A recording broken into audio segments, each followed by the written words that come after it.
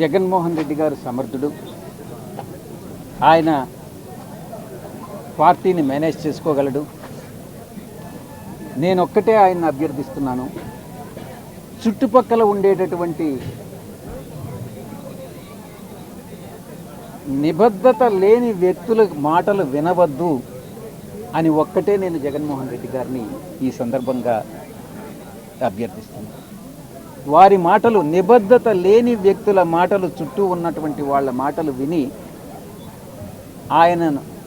ఆయన తప్పుదారి పట్టించుకోవద్దు అని నేను విన్నవించుకుంటా ఉన్నాను, నేను తెలియజేసుకుంటా ఉన్నాను. రీసెంట్గా జరిగినటువంటి ఇన్వెస్టర్ మీట్లో నాకు గుర్తుండే ఉంది. ఇప్పుడు 13 లక్షల కోట్ల రూపాయల నుంచి 600 పైచిలకు ఎంఓయూలు ఎంటర్ అయ్యారు.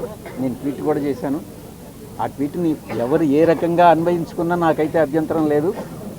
నా యొక్క ఉద్దేశం, రాజకీయ నాయకులు, రాజకీయ పక్షాలు ప్రజలను మభ్యపెడుతున్నాయి అన్నటువంటి పాయింట్ని మాత్రం నేను మెసేజ్ని పంపించదలుచుకున్నాను.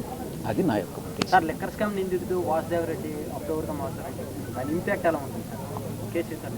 ఇది ప్రస్తుతం విచారణలో ఉన్నటువంటి విషయం. దీని గురించి నేనేం మాట్లాడుకున్నాను. సార్, రాజకీయంగా ఇక్కడ ఉన్నటువంటి రెడ్డిలకి చైతన్యం కావాలని మీరు కోరారు. దానికి మీ సహాయ సహకారాలు ఎలా ఉంటాయి? దానికి సంబంధించినటువంటి నాయకులు ఎవరైనా ఉంటారు? మీరే చూస్తారు కదా,